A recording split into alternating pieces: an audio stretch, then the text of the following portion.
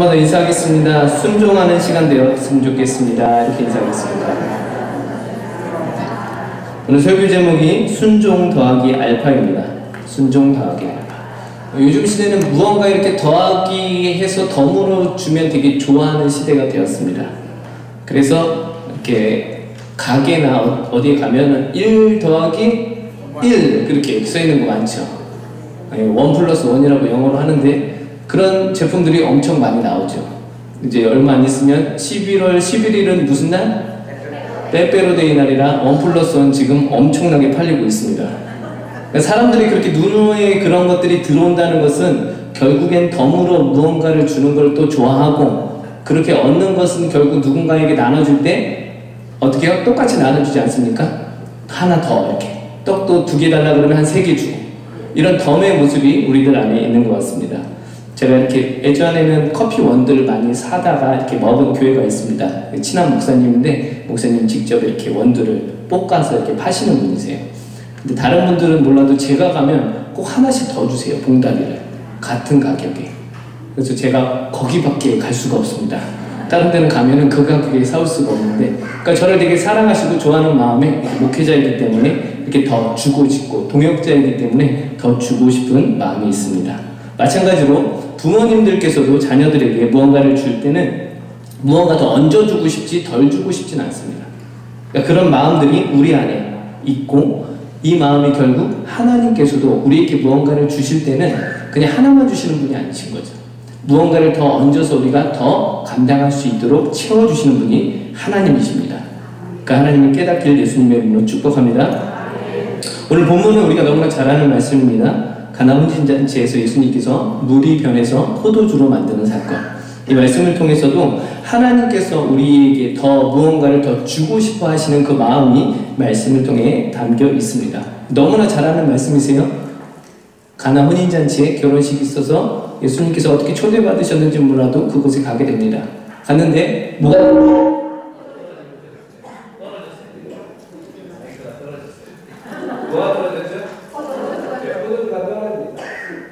들리시죠? 네, 육성으로도 할 수 있습니다. 할까요? 네, 다시 살아났습니다. 네, 마이크가 살아났습니다. 근데 예수님께서 어떻게 하시죠? 그 물을 어떤 하인들에게 시키시고, 그때 예수님의 어머니도 간섭을 하시고, 어떤 그 사건을 통해서 그 연회장에 결국에는 뭐가 해결이 됐다? 포도주가 해결이 된 사건이 등장을 하는 거죠. 그러면 예수님께서 왜 이 포도주의 사건을 일으키셨는가요? 오늘 본문을 같이 보시면요, 4절을 먼저 같이 보겠습니다. 오늘 본문 요한복음 2장 4절입니다. 4절이요. 같이 볼까요? 시작. 예수께서 이르시되 여자여 나와 무슨 상관이 있나이까? 내 때가 아직 이르지 아니하였나이다. 아멘. 어떤 말씀이에요? 그 사건을 통해서 예수의 어머니께서 지금 이런 문제가 생겼는데 좀 해결해 주세요, 이렇게 부탁을 했을 때 예수님께서 하신 말씀이에요. 뭐라고 아세요? 말씀을? 내 때가 아니고 나와 상관이 없다, 이렇게 말씀하시죠. 바로 고쳐주실 수도 있는데 이렇게 말씀하셨단 말이죠. 그럼 하나님께서는, 예수님께서는 왜 이 사건을 굳이 또 움직여서 포도주로 만들어 주셨는가요? 예수님께서 그 어머니가 부탁했을 때 한 번에 오케이 안 하셨잖아요. 그럼에도 어쨌든 결론적으로는 그 사건을 어떻게 해요? 해결해 주셨단 말이죠. 그럼 그 해결해 주신 이유가 분명히 있었을 거 아니에요. 그냥 움직이실 분은 아니신 것 같고. 그럼 예수님께서는 왜 굳이 물을 포도주로 만들어 주셨는가요? 왜 그러셨을까요?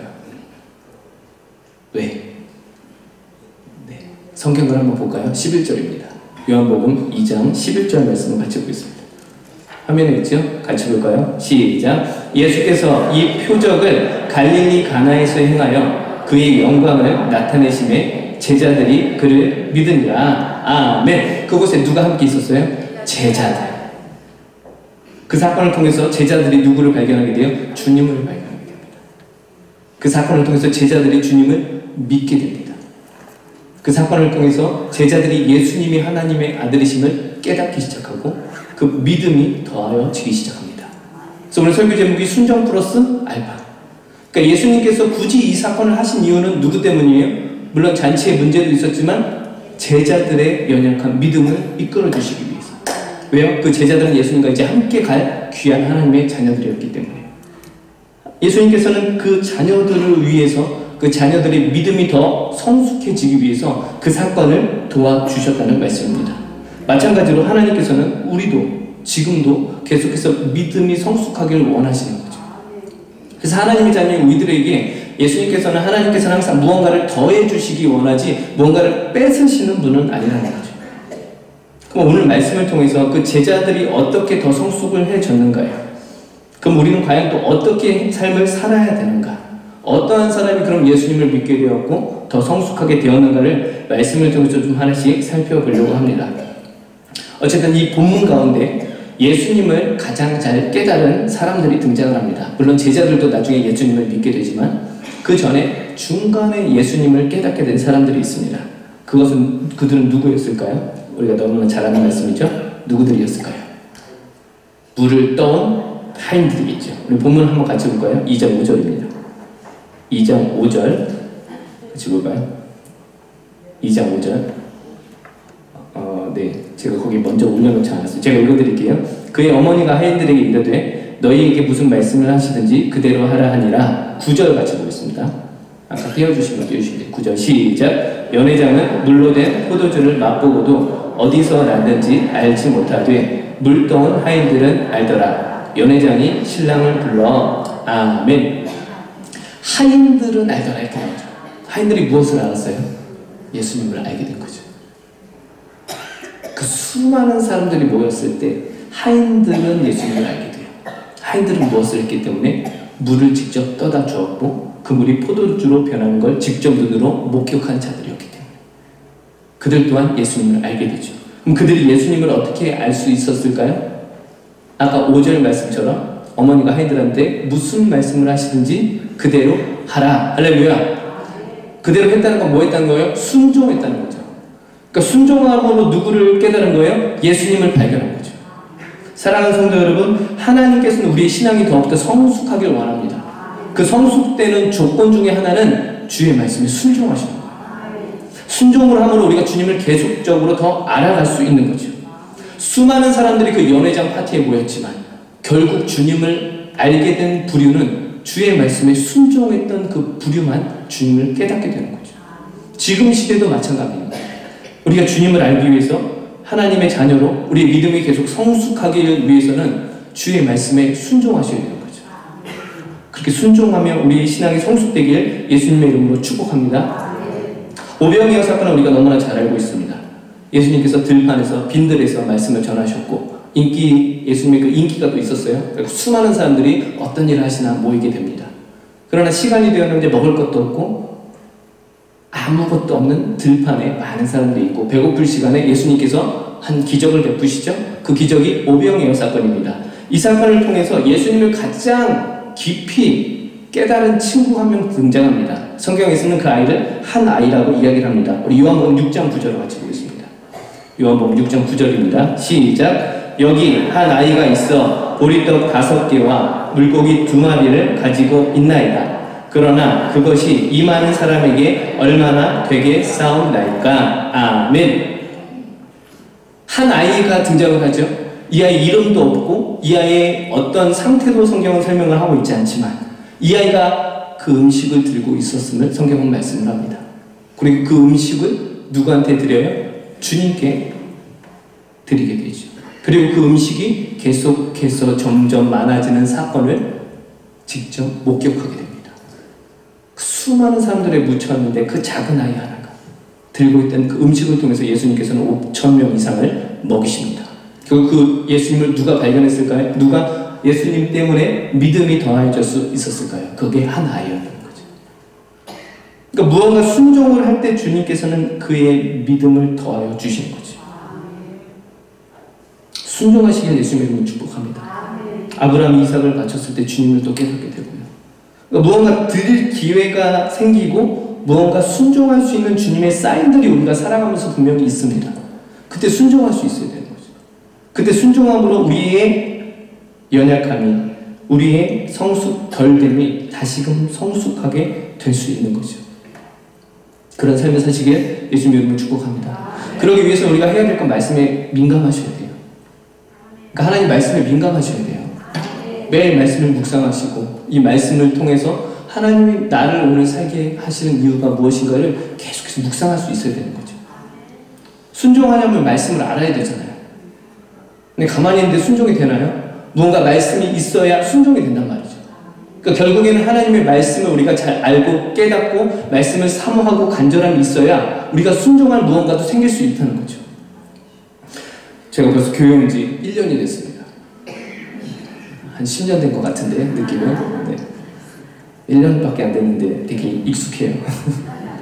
근데 이제 오기 전에 개척을 하고 한 3년 정도 지나고 이제 3년 정도 지나서 이제 개척 멤버들한테도 얘기를 하고 이제 다시 제가 부교육자로 가기로 이제 마음을 먹습니다. 근데 이제 속으로 마음이 과연 다시 개척하고 다시 부교육자로 갈 수 있을까 이런 이제 두려움이 생기더라고요.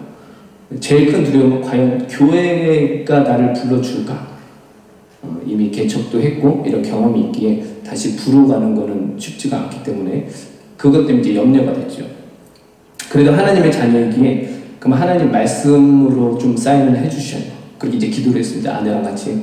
그러면 어떻게 사역을 하는 게 맞는가? 그래서 일단 이제 오기 전에 이제 우리 교회 이력을 냈고, 그 다음에 제가 또 친한 선배 목사님이 이제 개척한 교회가 있어서 거기서 좀 콜링이 왔어요. 그래서 이 두 군데의 교회를 놓고 이제 기도하기 시작했습니다. 그리고 기도하고 만약에 이제 기간을 정했어요. 사모랑 어느 때까지 우리 교회에 이제 이력을 넣었으니까 연락이 안 오면은 이제 그 선배 목사님 교회를 가서 우리가 협력을 하고 좀 도와주자.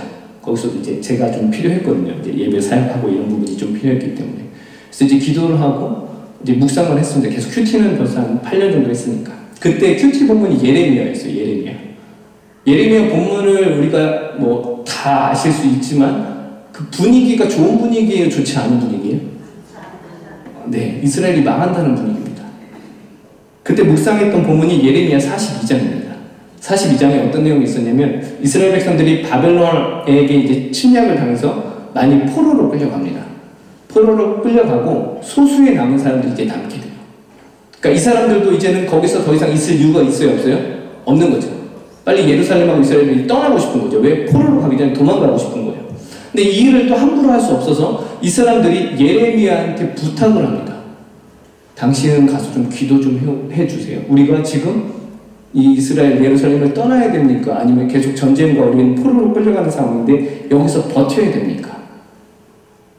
근데 그날 본문이 그 말씀이었어요. 말씀 한번 같이 볼까요? 예레미야 42장 6절입니다.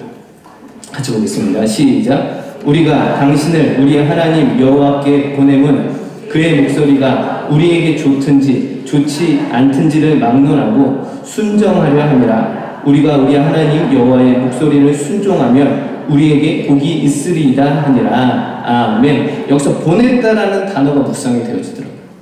우리가 당신을 우리 하나님 여호와께 보냄은 대신해서 돕고 누군가가 필요했기 때문에 그런 거죠. 제가 이 사인을 받고 하나님께서 나를 다시 교회로 부르시는 게 확실하구나라는 응답을 받았습니다.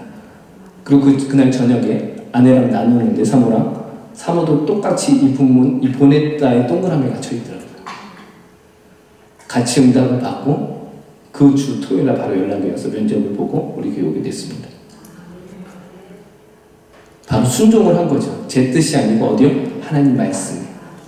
수많은 예레미야에 그렇게 막 정죄하고 막 심판한 내용만 가득한데 그날 또 이런 본문이 또 하나님의 은혜로 깨닫게 하시더라고요. 그러니까 우리가 깨달을 수 있으려면 주님을 향한 그런 사모함이 있으셔야 돼요.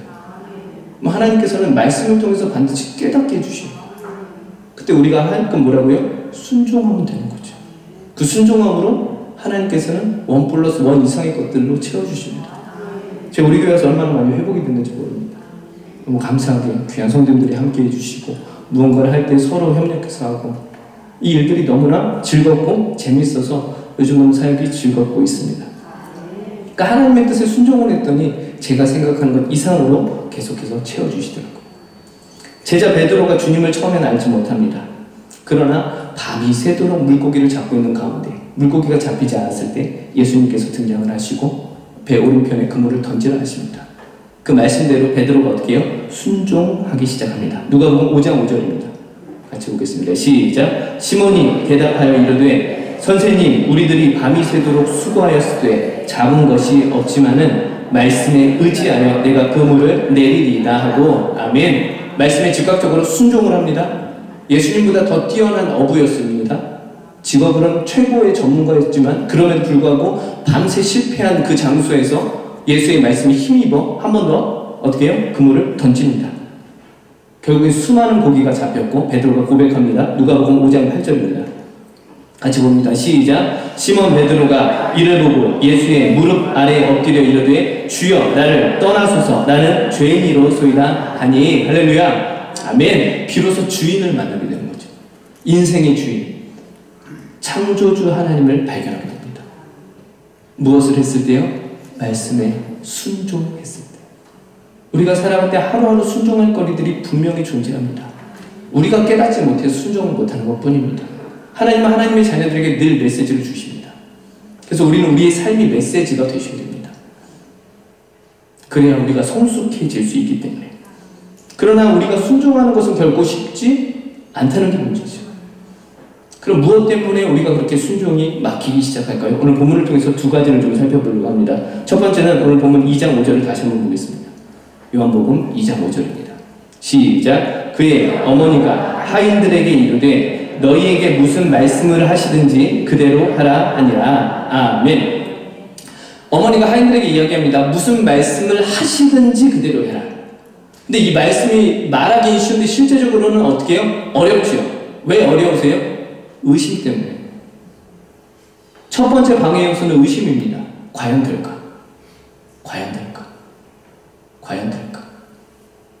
주님께서 수많은 사인들을 우리에게 말씀으로 주십니다. 그럼에도 불구하고 우리는 말씀은 아는데 실제적으로 행동은 안 될 때가 훨씬 많은 거죠. 그 중간에 우리를 막게 하는 요인이 하나가 있는데 그것은 뭐라고요? 의심이라는 장애물입니다. 아담과 하와의 범죄는 의심 때문에 시작이 됩니다. 창세기 3장 4절을 같이 보겠습니다. 창세기 3장 4절. 뱀이 여자에게 이르되 너희가 결코 죽지 아니하리라. 아멘. 어떤 사건이에요? 선악과를 따먹는 사건. 분명히 하나님께서는 선악과를 먹으면 죽는다 말씀하셨지만 뱀은 안 죽는다고 이야기합니다. 그때 하나님 말씀이 의심되기 시작하고 그럼 한번 먹어도 괜찮겠다라는 생각이 드는 거죠. 그때 선악과를 따먹기 시작합니다. 결국 그 죄악 때문에 지금 우리가 이렇게 힘들고 어렵게 살고 있는 거 아니겠습니까? 네. 우리도 900살까지 살 수 있었는데 최소 300년 이상은 살 수 있었을 것 같은데 지금 100살만 살아도 네. 한 70, 80만 돼도 아이고 아이고 소리 나오지 않아요. 그 당시는 100세에도 아기를 낳는데 무엇 때문에요? 의심이란 죄 때문에 인간의 죄악이 들어오기 시작합니다. 하나님께서 아브라함을 부르십니다.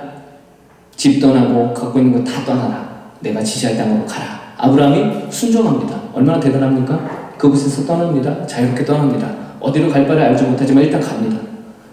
하나님께서 네 후손을 통해서 큰 민족을 내가 이루겠다 말씀하시지만 자식을 안 주시네. 기다려도 10년이 기다려도 20년이 기다려도 자식을 안 주시자 결국 어떡하죠? 아브라함이 그저 여종 하갈을 통해서 아기를 낳습니다. 그 아이 이름이 뭐예요? 이스마엘이죠. 이스마엘을 낳을 때 나이가 성경에 등장을 합니다. 창세기 16장 16절입니다. 같이 볼까요? 시작. 하갈이 아브라함에게 이스마엘을 낳았을 때 아브라함이 86세였더라. 자, 86세예요. 그때까지 자식이 있어요? 친자식이 있는 거예요? 없는 거예요? 없는 거죠. 자, 그 후로 하나님께서 이 사건을 통해서 하나님 마음이 어떠셨을까요? 아브라함이 그렇게 순종한 것처럼 떠나는데 결국 하나님 말씀대로 자기 아내의 아이가 아닌 그죠? 어떤 여종의 아이를 낳습니다. 그럼 하나님께서 말씀을 하지 않으십니다. 몇 년 동안? 창세기 17장 1절입니다. 17장 1절 같이 볼까요? 시작. 아브라함이 99세 때에 여호와께 아브라함에게 나타나서 그에게 이르시되 나는 전능한 하나님이라 너는 내 앞에서 행하여 완전하라. 아멘. 99세 때 나타나세요. 99 빼기 86 계산하세요. 몇 년 동안 말씀이 없었어요? 13년 동안 말씀이 없습니다. 생각해보세요. 앞으로 10년간 하나님께서 음성도 안 들려주시고 말씀이 없으면 믿어지시겠어요? 10년은 너무 길고 1년만 상상이 되십니까? 1년 동안 아무 사인도 없고 아무 말씀 없으신다고 생각해보세요. 믿어지세요? 그럼에도 불구하고 아브라함은 그 긴 세월 어떻게 해요? 기다립니다. 무엇으로요? 믿음으로. 그리고 나중에 또 결국에는 순종을 하기 시작합니다. 그러니까 이 의심이라는 것이 우리 안에 들어오면요, 하나님의 말씀을 우리가 온전히 믿을 수가 없습니다. 성경은요, 이해로 믿는 성경이 아닙니다. 너무나 잘 아시죠? 믿음이 있어야 그때 이해가 되는 말씀이 성경 말씀입니다. 우리 안에 이 연약한 믿음들이 회복이 되길 축복합니다. 우리 안에 의심들이 해결이 되길 축복합니다. 더 이상 의심이 아닌 믿음으로 하나님을 의지하고 나아가는 성도님들이 되시길 예수님의 이름으로 축복합니다. 믿음이 없이는 하나님을 기쁘시게 하지 못하나니 하나님께 나아가는 자는 반드시 그가 계신 것과 또한 그가 자기를 찾는 자들에게 상 주시는 이심을 믿어야 할지니라. 아멘. 이 믿음으로 살기를 예수님을 축복합니다. 믿음으로 의심을 누르십시오. 믿음으로 의심을 떨쳐버리십시오. 그리고 하나님의 자녀로 나아가십시오. 그런 저 여러분들이 되길 예수님의 이름으로 축복합니다. 두 번째 우리를 연약하게 하는 조건은 무엇일까요? 오늘 본문 말씀 6절을 같이 보겠습니다. 요한복음 2장 6절입니다. 시작. 거기에 유대인의 정결 예식을 따라 두세 통 드는 돌 항아리 6이 놓였는지라. 아멘. 자, 정결 예식이라는 단어가 나옵니다. 유대인들이 하는 행동이었어요.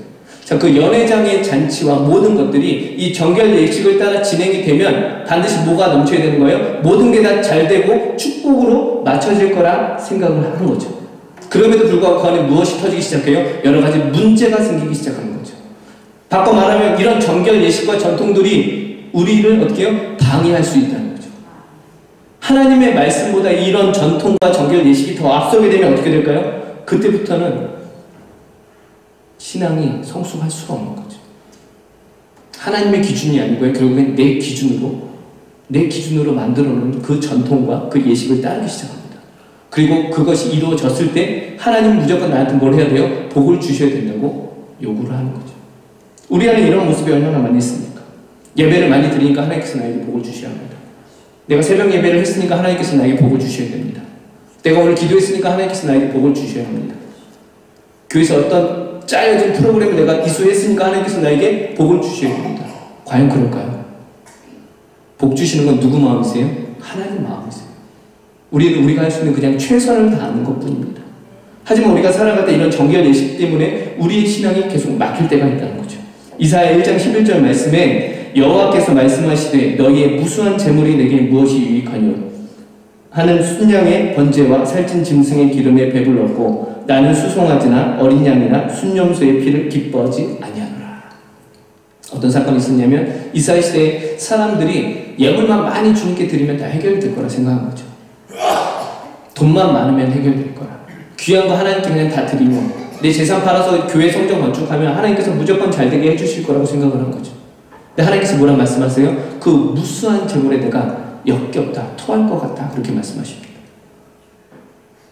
그들의 기준을 하나님을 끌어오는 기준을 만들어버린 거죠. 하나님께서는 그런 것들을 싫어하시는 거죠.